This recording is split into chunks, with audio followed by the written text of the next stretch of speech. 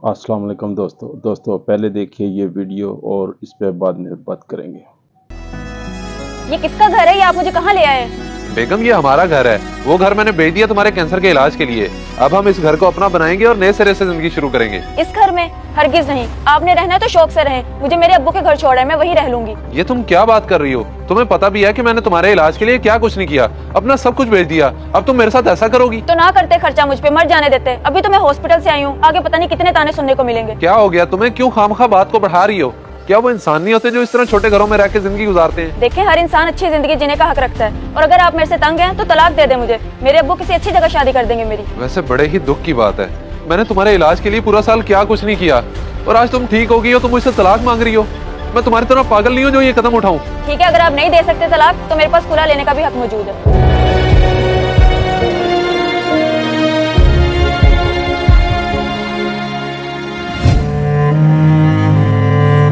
शहरोज, तूने भाभी के इलाज के लिए क्या कुछ नहीं किया, और जब वो ठीक हो गई तो उसने कितना गलत किया तेरे साथ। मुझे लगता है कि सारी गलती मेरी है। मुझे उस पर गुस्सा नहीं करना चाहिए था, क्योंकि वो इतना अरसा तो अस्पताल में दाखिल रही है, इस वजह से चिड़चिड़ी होगी। ये तेरी भूल है भाई, लड़कियां होती ही ऐसी हैं। मुझसे बेहतर कौन जानता है। मेरी मान, तलाक दे दे उसे। वो कोई आम लड़की नहीं है, मेरी बीवी है। मैं नहीं उसे छोड़ सकता। जब वो तेरे साथ रहना ही नहीं चाहती तो जबरदस्ती कैसी? आजाद कर उसे। मैं तेरे पास अच्छे मशवरे की तलाश में आया था, लेकिन तू अलग ही बात कर रहा है। मैं जा रहा हूँ उसके बाप के पास, मना ही लूंगा उसे। तू तलाक नहीं देगा तो वो खुद ही ले लेगी। बड़ा आया कि मैं तलाक नहीं दूंगा। बेटा, मैंने उसे बुलाया है। क्या तुम्हारा आखिरी फैसला है? तुम उसके साथ नहीं रहना चाहती? बाबा आप ही बताएं, ऐसे कच्चे घर में मेरा कैसे गुजारा होगा, और मेरा क्या फैसला होना चाहिए? ठीक है बेटा, मैं समझ गया हूँ। लगता है बेटा वो आ गया है। चलो उसे दरवाजे से ही चलता करते हैं।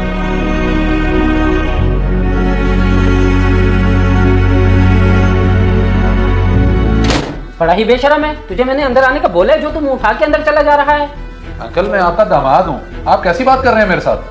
अब तुम्हारे साथ ऐसा ही होगा। मुझे तलाक दो और निकलो यहाँ से। तुम्हारा दिमाग तो ठीक है अंकल, इसे समझाएं। जब से ये ठीक हुई है इस तरह बहकी बहकी बातें करने लगी है। मेरी बेटी ठीक कह रही है, अभी के अभी उसे तलाक दे, वरना हम कानूनी तौर पर खुला भी ले सकते हैं। चलें ठीक है फिर, ऐसे तो ऐसे ही सही ले सकते हैं खुला, तो ले लीजिएगा। अच्छा किया बाबा आपने इसके साथ, यही होना चाहिए था। मुझे डर है कि कहीं शहरोज हम दोनों को देख ना ले। दोस्ती भी जाती रहेगी और ऐसे लड़ाई भी हो जाएगी। तो तुम उससे इतना क्यों डरते हो? जब वो मुझे तलाक दे चुके हैं तो उसका कोई हक नहीं बनता कि वो मुझे कुछ बोले। हाँ, बात तो तुम्हारी ठीक है, लेकिन अभी हमारा निकाह नहीं हुआ। मैं करता हूँ जल्द ही कुछ ना कुछ।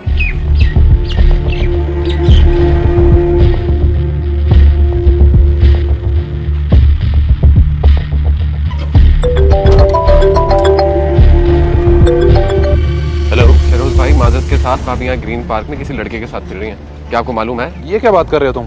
कौन है वो लड़का? लड़के को तो मैं नहीं जानता, लेकिन वो अभी यहाँ से निकल रहे हैं। अगर आप अभी आ सकते तो आ जाएं। ठीक है, मैं अभी आ रहा हूँ, पास ही हूँ मैं।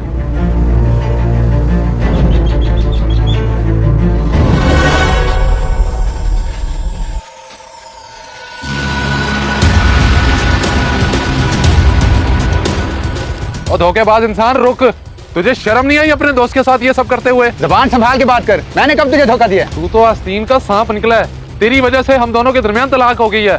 मेरा दिल कर रहा है तेरी जान ले लूं। बकवास बंद कर। अब मैं बताता हूँ तुझे हकीकत। हम दोनों कॉलेज टाइम से एक दूसरे को पसंद करते थे और शादी करना चाहते थे। मुझे ये सब पहले पता होता तो मैं इससे शादी ना करता। अगर हम दोनों के दरमियान रिश्ता हो ही गया था तो खुदगर्ज इंसान तेरा ये सब करना नहीं बनता था। अब फजूल में चिल्लाने की जरूरत नहीं है। जब हमारा रिश्ता खत्म हो ही गया तो तुम्हारा कोई हक नहीं बनता कि तुम हम पे नजर रखो। माफ कर दो और जीने दो हमें हमारी जिंदगी।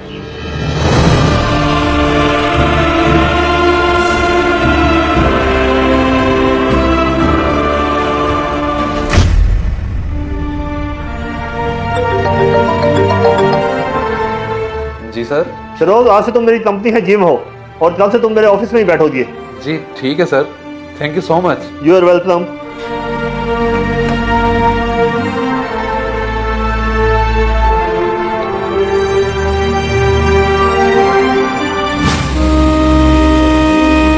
अम्मी, आप कब ठीक होंगी? ये कैंसर क्या इतना बुरा होता है? बस बेटा तू दुआ किया कर, ये बीमारी मौत तक इंसान का पीछा नहीं छोड़ती। तो इसका क्या मतलब है अम्मी? आप कभी ठीक नहीं होंगी? कभी ठीक हो ही नहीं सकती ये मनहूस। जब से आई है इसके इलाज पर खर्चा कर करके मर गया हूँ मैं। मेरे पे खर्चा करते करते मर गए हो। हमें बर्बाद तो तुम्हारी जुए की लत ने की है। मैंने तुम्हारे लिए सब कुछ छोड़ा और तुम आगे से जुआरी निकले। और तूने अपनी मर्जी से मुझसे शादी की थी। अगर मुझे पता होता कि तुझे दोबारा कैंसर हो जाएगा तो मैं तुझसे शादी ही ना करता। हर रोज तो मुझे यही ताने देता है, कभी कमा के घर में कुछ लाए, कभी पूछा है बच्चों का हाल क्या है। तू शुक्र अदा किया करके तेरे जैसी मरीज को मैंने अपने घर में रखा हुआ है। तू जान और तेरे बच्चे जाने, ये मेरे सामने रोने ना रोया कर। अम्मी आप फिक्र ना करें, मैं कमा के लाऊंगी और आपका इलाज करवाऊंगी। तू क्या कमा के लाएगी? बस बेटा मुझे मेरे किए की सजा मिल रही है। अम्मी मुझसे जो भी हुआ मैं करूंगी, पर आप ऐसी बात तो ना करें।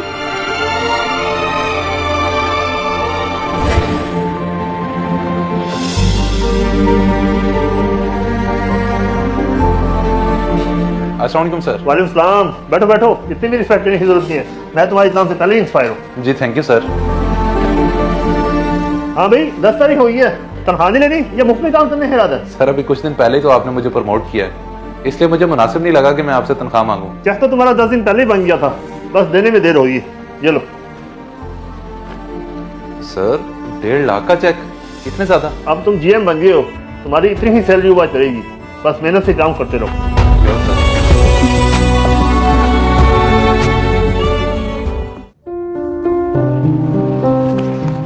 अंकल अंकल मेरी कुछ मदद करते हैं, मेरी अम्मी को कैंसर है। बेटा तुम्हें पता भी है कि कैंसर कितना बुरा मर्ज है? इतनी छोटी सी उम्र में इतना बड़ा झूठ बोलते हुए शर्म आनी चाहिए तुम्हें। नहीं अंकल मैं झूठ ही बोल रही, चाहे आप मेरे घर चल के देख लें। ठीक है बेटा, मैं देख लेता हूँ। अगर झूठ हुआ ना तो तुम्हारी मैं पिटाई करूंगा, और अगर सच हुआ तो तुम्हारी वालदा का इलाज मैं खुद करवाऊंगा।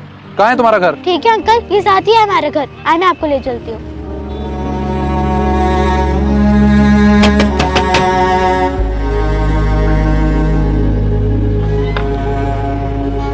तुम यहाँ इस हाल में? शहरोज तुम, मैं माफी चाहती हूँ, मेरी बेटी की वजह से आपको यहाँ आना पड़ा। माफी की कोई बात नहीं, तुम पहले ही तकलीफ में हो।